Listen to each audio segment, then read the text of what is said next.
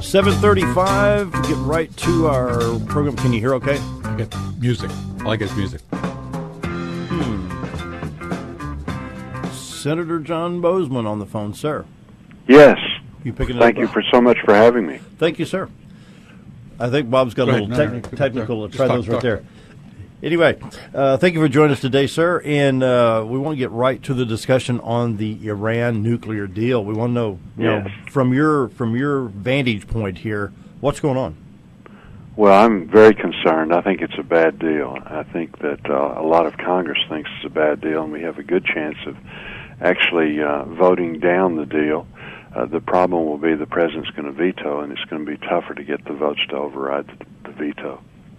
If I understand correctly, most foreign civilized countries recognize the fact that this is a bad deal, even when Netanyahu comes out and said this is not good, and of course the concern is for Israel. Why can't the president see that this is not a good deal? Well, he's desperate to make a deal. It's all about a legacy, he and Secretary Kerry. And, I think Netanyahu made a really good point when he said that this was about America's security, but it was about Israeli existence. When you listen to what the Iranian leadership says they're going to do with the bomb, basically they're going to deal with Israel, and then they're going to deal with the Western countries. So it's something, I think it's probably the biggest problem that our generation faces, in the sense it truly is about nuclear war for our children and grandchildren. And I'm sure you've visited with Senator Tom Cotton after the interrogation of Secretary of State John Kerry, where I don't understand, there was like a sideline agreement that Congress had not seen, nor had the Secretary even read the context of that agreement. Yes, part of the law that we passed several months ago said that that Congress would be privy to all of the agreements, all of the sidelines, the working notes, and things like that. Well, it turns out that besides the agreement that they've made, there's a separate agreement that the Iranians have made with the inspection team, which is the International Atomic Energy Agency. And they will be the ones that do the inspections, but we don't know exactly how they're going to do those. And so we haven't had access to those papers. In fact, I think it's doubtful that anybody in the administration knows how they're going to do that and have had access either. So this is something that, how do you make a deal, especially with somebody that you don't trust and you don't have all of the facts in front of you? And that's something I've heard the president talk about. He says we have to trust Iran. I don't trust them as far as I could throw them. Well, Coach Broyles used to say that past experience is indicative of future, performance, and if they act anyway at all like they have in the past, then we're in real trouble. The problem is that we set out and basically started the negotiations with the idea that under no circumstances would Iran have nuclear weapons. Now we've wound up giving them everything they wanted. We're going to eliminate the sanctions, make it such that they have all of this money that they can use to foment terrorism, and they haven't backed off at all, in their public statements about doing that. They've also struck a side deal that says that, they'll have access to going on the world market and buying conventional weapons. Even ballistic missiles, will be allowed to go forward with that in 8 years, 5 years for conventional weapons. And then, in a somewhat limited basis, go forward with their enrichment program. So there's just simply nothing for us in that. After 10 years, if they desire, then they can go ahead and go nuclear. And Senator, it's Bob Zadora. Hey, Bob. The point of them having nuclear reactors, of them developing nuclear energy, that we're so in favor of one of the most wealthy and oil-rich countries in the world is kind of ludicrous. They're sitting on 500 billion barrels exactly. of oil. And the fact that we can't even begin to develop nuclear energy here in our own country, but we think it's okay to help other countries do that, seems kind of hypocritical to me, maybe? No, there's just no rhyme or reason to any of this. It doesn't make any sense. The idea that they would destroy their economy, to develop nuclear power for peaceful purposes to power their country or whatever is simply ridiculous. This is a poor analogy, but it sounds like we've given the mouse a block of cheese with an automatic slicer. I mean, I like that. Yeah, no, I understand, and so because of that, we're working hard to try and muster up the votes to block this. Senator Schumer from New York came out. That was a big plus. Yes, it was. I think so, and I think it's important that he came out early, rather than waiting to the last minute, and that'll make a difference. That will pull some votes on our side. But this is so important.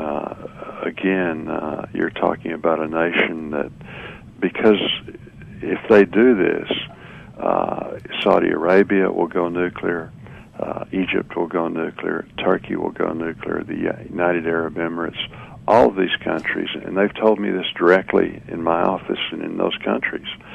They'll do it because they'll feel like they have to defend themselves. You've got this centuries-old divide between the Persians, who are the Iranians, and the rest of the region, and then the Sunni-Shia split in the Muslim community. So you're going to have nuclear proliferation in the Middle East. That's it, because and you're right, they're all going to want it. They're not going to need it, but they're all going to want it. And if one goes off over there, it's going to affect the whole area anyway. I mean, it would be just catastrophic for their whole Mideast region. Their whole region. That's right. That's exactly right. And you look at Israel. Israel's such a tiny country. The idea of nuclear war there would simply be devastating. As Netanyahu said, it's about their existence. Sure. I have a question. On those that are against this, are they really that blindly loyal to the president that they're willing to just scrap everything so that he can say and put in his memoirs that I came up with this terrible proposal? You mean the members that are for the members that are, yeah. Yeah, I think that that's part of it. They want to support the president, almost at any cost, and that's a real problem. Again, the president's going around and telling the public that that Iran will not be allowed to have nuclear weapons under this agreement. He's so misrepresenting it, but the reality is that after a fairly short period of time, and we know that a 10 to 15 year period is a very short time. Yes, it is. That they could move on and actually develop a nuclear weapon, and us actually legitimizing it. So you've got the choice between, do you want to continue the sanctions, cripple their economy, maybe even ramp up sanctions until they truly do strike a good deal, or do you give them access to their money, allow their economy to flourish, and they're an industrious people, it will flourish. Oh, sure. No, they've done very well. Exactly. And then, so, you give them the ability to have a healthy economy, and then use that healthy economy to foment terrorism, all around the world. That really doesn't make much sense. Senator, I had a question texted to me. It says, how can a treaty be enacted by veto? Says, I thought the Senate had to ratify to have it enacted. Yes, this thing is not a treaty. It should be a treaty, certainly. If anything rises to the occasion of being so important, it would be this. The president just adamantly said no, that he's not going to do it. In fact, he originally wasn't going to bring it to Congress at all, and we simply passed a law and made him do that. But usually a treaty such that you have to have two-thirds approval. Right. Because he wouldn't do that, then we had to pass a law that said that you'd have 60 votes with the filibuster in the Senate to approve, and then him come back and veto it if we pass. And I think there's a good chance that we'll pass the motion of disapproval. He'll veto that, and then you ultimately need 67 votes. We could have gone forward on the making him do this as a treaty, but you'd still be in the same situation. You need 67 votes because he would veto that legislation, and then you'd have to come back and override the veto. Does that make sense? Yes, it does, sir. It does. So it's I'm frustrated. I know the public's frustrated. I know many members of Congress are frustrated because, again, if there's anything that rises to the occasion of being so important, that should be treated status as this, it's a weird thing. It's simply an agreement, and so it doesn't have the force of law. The next president could come in or the next Congress and just say, we don't want to do this anymore, and it would be over. Yeah, but if they've already got their $5 billion and everything else in the wheel, once this train leaves the station and the sanctions are lifted, to get them back on is going to be impossible. Well, they're talking about snapback of sanctions and things like that, but it took us years to get the sanctions in place, so that's simply just not going to happen. And the other problem is that there's really no. What if they do something that's fairly minor? The snapback is the only punishment. Sure, all they got to do is tell the commissioners, the inspectors, no, you can't come in. Yeah. What are we going to do? No, exactly. That's exactly right. Senator, so it's not a good situation, and we're working really hard to inform the public what is really in the deal, despite what the president's saying, and try and get the votes that we need to not only vote it down, but override the veto. One quick question on a different subject. It's come to light in the news media overnight that some of the emails for Hillary Clinton were top secret. How's that going to be handled? Well, I hope it's handled fairly and above board. We're a nation of laws, and those laws apply to everybody. Yep. And so, the FBI is investigating. If you remember, General Petraeus, got in big trouble for taking some things home, which was basically his calendar. And so, this is serious stuff.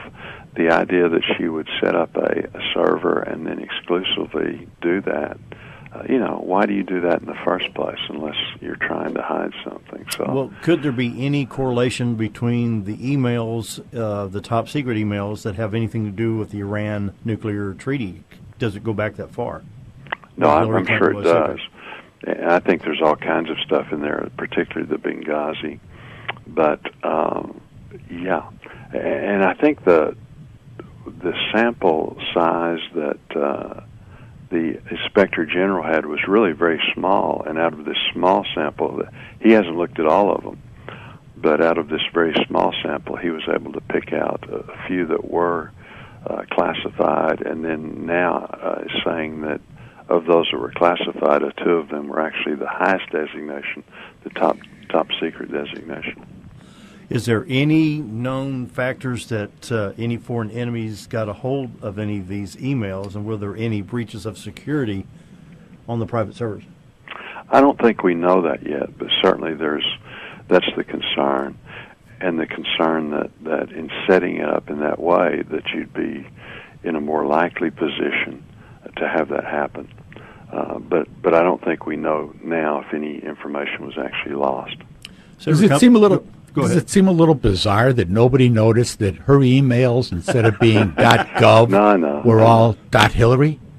Well, she was the Secretary of State and a Clinton, and so we can walk on water and do whatever we want. Okay. That's exactly right. And so, the good news is that the IG's involved, now the FBI, and what we want is, is just what everyone wants is just the rule of law. Sure, and a fair. I know nobody's trying to witch hunt and all that other stuff. Just a fair. Exactly explain right. yourself. Yeah. Yeah, that's exactly right. We're down to about the final 2 minutes, sir. Your final thoughts. What do you have for our people here? Well, these are really important issues. The Iran situation is just something that we're going to work really hard on to try and inform the public, and again get the votes. There's lots of other stuff going on. We're getting ready to hammer out the final appropriations agreements, and we simply need to do what the people of Arkansas are doing. We have to roll up our sleeves, and you can't have an $18 trillion debt and have these deficits that we're running every year. So we need to do, like I say, what the hardworking people of Arkansas are doing and cut back, and that's just a real problem at the federal level. I understand. Senator John Boozman, Republican Arkansas, we appreciate the very short notice. This came about within the last 24 hours. I appreciate you being able to call in this morning, sir. No, thank you so much for having me. It's really an honor to be on your show. Thank you, Senator. Have a great day. Thank you. Bye-bye. Bye-bye. Time for break.